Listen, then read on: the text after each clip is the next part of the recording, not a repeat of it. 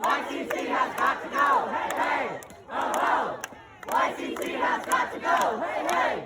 Oh, oh. YCT has got to go. Hey, hey. Oh, oh.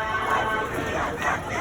Hey, hey. So if you haven't figured it out yet, we're going to talk about trans issues, and more specifically trans issues in Texas, and even more specifically trans issues here at UNT in Denton. I myself am a trans student. I'm a trans woman. I use she, they pronouns, and I go by Jane or Joni, whichever is fine with me. Most of you probably already know what's going on if you're watching this, but in case you don't, let me fill you in.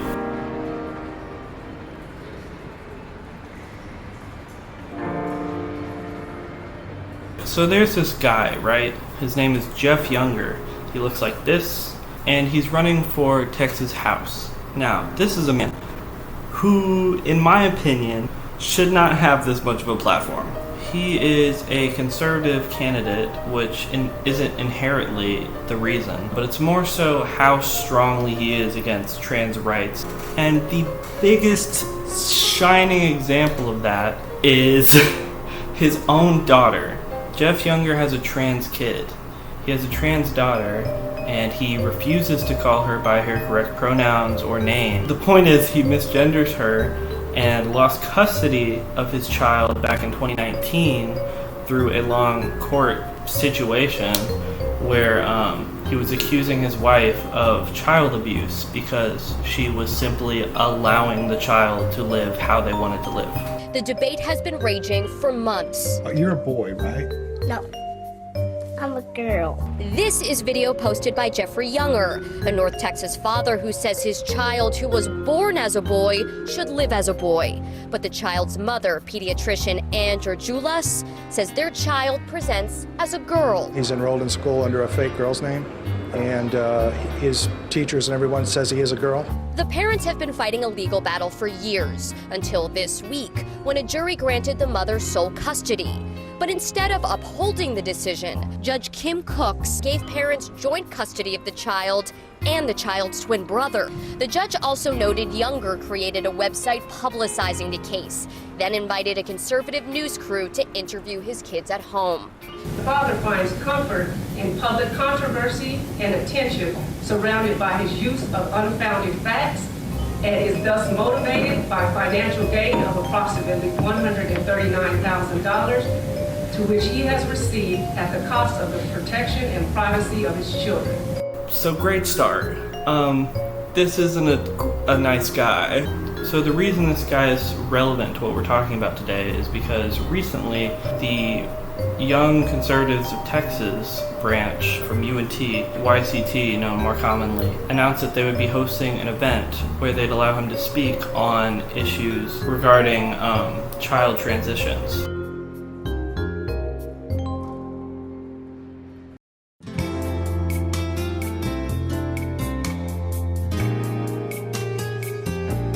The advertising for this event doubled down on his terrible history with trans issues and showed graphics like this. This is the one I saw first, and it enrages me. It really rubs me the wrong way, and I don't think I have to explain why. So it got rescheduled to this week, earlier this week on Wednesday, and was held at Curry Hall, I believe. And I'm sure there were a few people, from the videos I've seen, it does seem like there were a few people, maybe 5 or 6 people, who showed up in support of Jeff Younger. But a vast majority, an overwhelming amount of people that went to the event and were protesting outside of the event were trans activists on campus. A lot of them were students, some of them were allies or faculty. And I just want to start off by saying I think that goes to show how welcome this kind of hate speech is on campus. When I heard about this event, I was disappointed, to say the least. I came to the school because it had a reputation of being diverse and inclusive, accepting of people from all walks of life who identify with different things.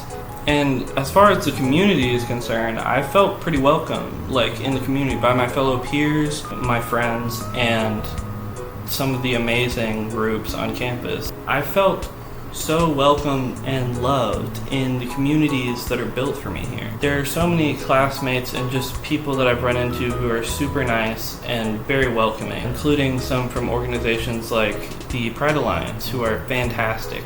I also want to give a shout out to a student organization called The Space, which is more specifically for like trans and non-binary students, because I wouldn't have been as updated as I was on these events if it weren't for the group me I'm in for them. I always love seeing the stuff that they have in there, and it's just really helpful.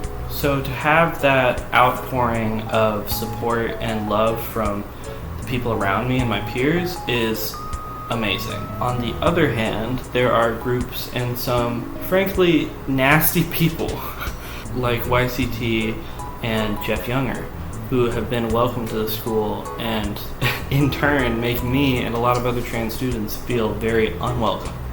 One of the head people at YCT, from my understanding, is Kelly Neidert. Kelly something else. So she tends to just spread hate speech more than it already is, and also gaslight people who are simply trying to voice their opinions or get away from the situation because they're uncomfortable.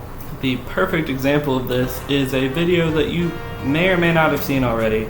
The video involved her at Willis Library, where I'm probably going to go and edit this video later, printing out flyers that were basically just anti-trans. They were just straight up discriminatory flyers. But the situation blew up because there was one guy who saw what she was printing nearby and was like, hey, that's not cool. Confronted her about it, pretty calmly, might I add. So I'll just roll the clip.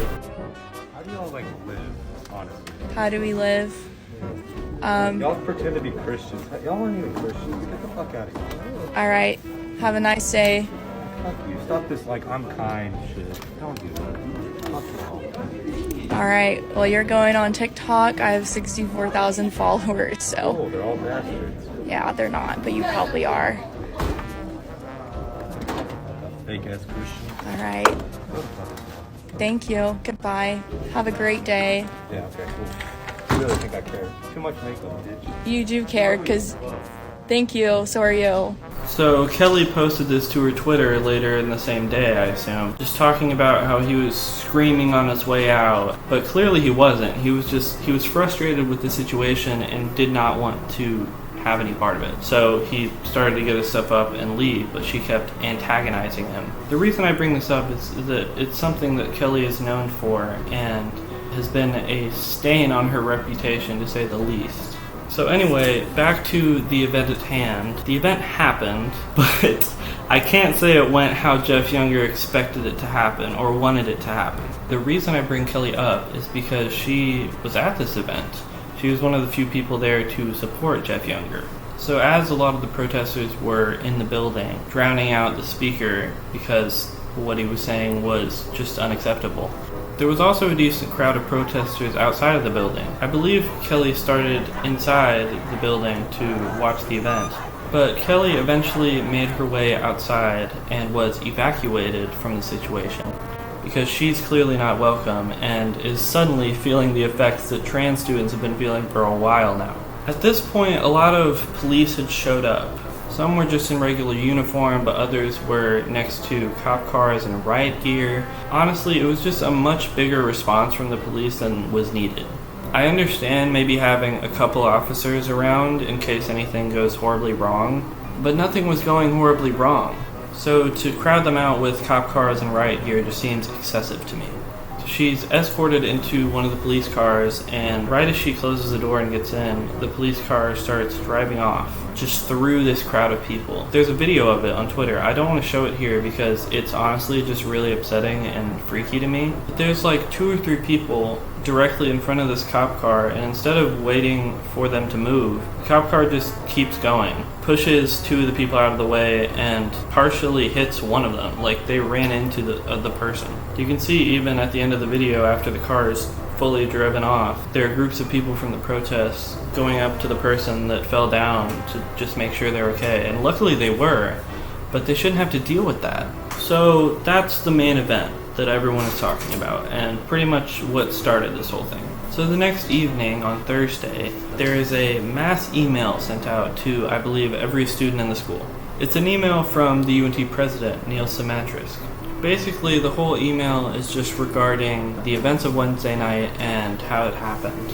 But the thing is, it's not really described how it happened. It tells it in a way that makes the president look good and the police force look like they didn't do anything wrong. It says here that because the event was contentious, UNT police created a plan to ensure their ability to maintain a safe environment for our entire campus community, the student organizers, their guests, and event protesters. Which is true to an extent. They were definitely trying to keep the organizers of the event and the people involved in that event safe. They weren't so much trying to keep the protesters safe. So this paragraph says, the police believe a small group of protesters not affiliated with the university contributed to escalating the overall protest from peaceful to an aggressive encounter. These actions culminated with a group of protesters swarming police who were working to safely escort both the guest speaker and student organizers off campus. UNT police and the other supporting agencies were able to get the student organizers and their guests to safety, while also dispersing the protesters without further incident. I think that the language used in this email is very important. Singling out this smaller group of protesters that happened to be around the vehicle at the time that it literally hit one of them is not okay. He claims that the officers were working to get the organizer and the speaker there to safety. Safety here implying that where they were wasn't already safe, despite being completely surrounded by police. It's this type of language that makes peaceful protesters sound like villains. From what I could tell, they didn't do anything physical or aggressive to escalate the situation. They were simply voicing their concerns and in the area because they had planned to protest the event. So, understandably, this email didn't sit well with a lot of the trans students on campus, myself included.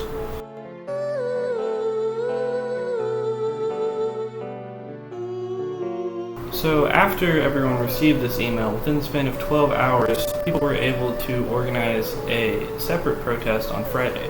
I was lucky enough to attend this protest that was in front of the campus administration building. But basically we were just there condemning the actions of YCT and condemning Neil, the president, and the people that work with him for allowing this event to happen in the first place. The argument that's typically thrown around from these people is that it's promoting free speech. But the issue with that is that it isn't free speech, it's hate speech. There's a huge difference. This protest that I went to on Friday was amazing. It was full of great, beautiful, expressive people that were just talking about what they felt was right. I don't have many pictures myself, but I'm going to try and find a few others to just throw up here and show some cool pictures from the people that were there and some of the chalk art that was drawn that was really cool. But the point of the protest was pretty much to hold YCT accountable for even hosting the event and hold the president accountable for allowing it to happen. By promoting this kind of hate speech on campus, it says to the trans students that their identity is a talking point.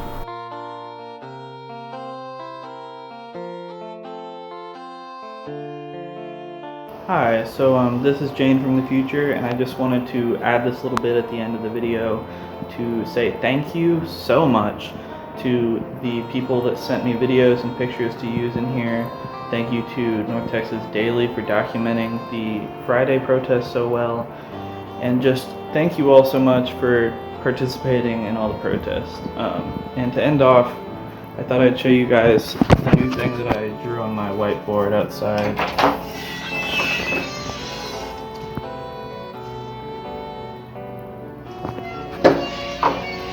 So, have a good day and stay safe. Love you.